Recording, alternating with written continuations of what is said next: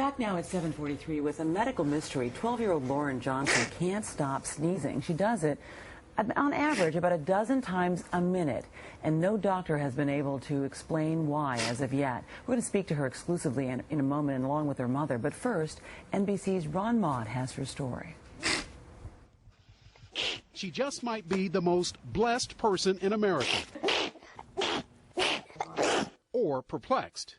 12-year-old Lauren Johnson, you see, has a rather bad case of the Achoos, a volcano of sneezing numbering, get this, thousands of eruptions a day.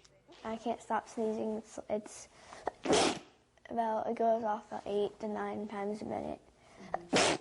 And showing no signs of stopping anytime soon, coming literally out of the blue, as in B-L-E-W. It was different, and I just kind of went with it, thinking that it wouldn't last as long. But it's been 2 weeks now, and it just hasn't stopped. Might it be her beloved dog, Bo? The lush green grass they play on? No one seems to know. Everybody's baffled. Lauren's mom says a flurry of doctor's visits and medications have done little to solve this sneezing stumper. Nobody really knows how to treat it, what's going to work, and even in cases where it might have worked or turned the sneezing off for a while, a lot of times it comes back again. Desperate for answers, Mom even sought hypnotists and psychotherapists. My place is just to help de-stress the family and guide them through the medical and mental health parts of this. Still, the sneezing continues. I've had to have homework sent here, and I've started to have teachers being sent here to help me with it. All she wants, Lauren says, is to get back to school and for the sneezing to end. It gets old after a while, going to 3 or 4 doctor's appointments a day, but whatever it takes to get me to stop sneezing. The only thing working so far? Sleep. For today, Ron Maude, NBC News, Atlanta. Well, Lauren Johnson and her mother Lynn are here with us exclusively, along with NBC's chief medical editor, Dr. Nancy Sineman. Good morning to all of you. Well, first of all, Lauren, you don't seem to be in any kind of pain. Is any other part of your body hurt, or is it just the sneezing? No, it's just primarily the sneezing. I'll get maybe a raw nose, some of the tissues, but that's mostly it. And this all started, you had a head cold along with your sister. Let me see if I've got this right. You basically were sneezing then, but not so much. You went to a sleepover. You felt better not to go to a sleepover. And then when you came home, you came back sneezing. What did you notice that made you realize that something was really off, Lynn? Well, after she had the cold and seemed to be feeling better for a day, you know, the sneeze with the cold was a normal productive sneeze. When she came back from having a sleepover, it became a rhythmic, nonstop chronic sneeze. That's when we first really became alarmed a few weeks ago. So something like 5 sneezes a minute to maybe more than that, maybe even 10, 20 sometimes? Yes. Definitely. And so the average is you know, you have an average for that, but then that's kind of accumulates something like 10,000, 12,000 sneezes a day. Every week. This is miserable. Yeah. Yeah? How would you say it's been pretty miserable? Yeah. Yeah? You've not been able to go to school? No, it's a little too disruptive in the classroom. It's hard to focus. And is there anything that causes you to sneeze more versus sneezing less? No.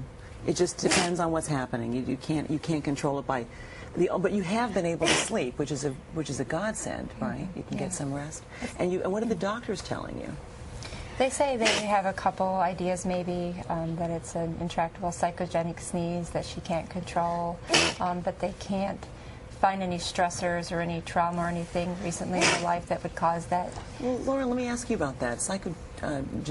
It sounds like there's some worry that maybe something might have happened to make you want to sneeze. Is there anything that you can think of that happened to you that made you emotional about something? Nothing. School has been going great. Everything's been doing fine. I can't think of anything. You can't think of anything.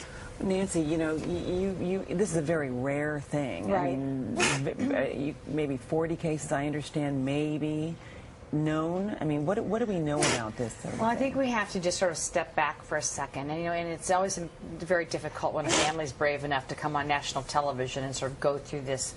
But if you peel back the layers of the onion, and you watch Lauren, she's sneezing through her mouth, not a real, as you said, as Lynn said, not a real productive sort of nasal sneeze, which raises the question, and we talked off camera, so this won't be a surprise between the two of us, that perhaps this is more like a tic. You have to think things like Tourette's syndrome. There are things like Munchausen syndrome, where people sort of make things up as a secondary gain, attention. Unusual for something like this because with Munchausen syndrome, it's usually belly pain, chest pain, and you want people to run tests on you.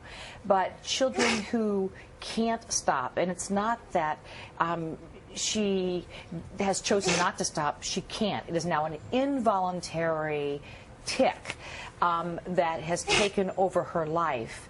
It does bring up the psychological aspects of how do you get to that, and there are extraordinary child development centers in the country, having exhausted neurologists and ear, nose, and throat doctors and not found anything up in the nose. You have to then take the next step and say, okay, what is there going on that has a psychological basis that you can then zero in on and treat? But you know, it's also true that if there are only a very small number of cases, that maybe finding the doctor that has treated that case might be useful. Well, Annie, I just don't think this is a sneeze. So I think once you say, you don't think it's a classic sneeze, then you have to say, what is it? Classic sneeze, you sneeze, your eyes close, and you know, you have some spray out of your nose. This is more coming out of her mouth into her hand, and it's involuntary. You can tell there's a rhythmic aspect to it, and that brings up the idea of a tic. One of the reasons why you wanted to be on TV is because you hope that somebody who's watching might be able to help you, and you want them to help you because you want to, I understand you really like school and you miss your friends. Is that right, Lauren? Yeah. So what do you have to say about that, about how much you want this to stop? It's been a long 2 weeks. I have seen my friends here and there, talk to them, but I haven't been to school, so I've had teachers come out, and I've had to do the homework at home. You know, one thing we should say, in all the height and craziness of flu season, this is not contagious. Her friends should come over to the house. She can travel everywhere. This is not a, you know, sneezing on everyone.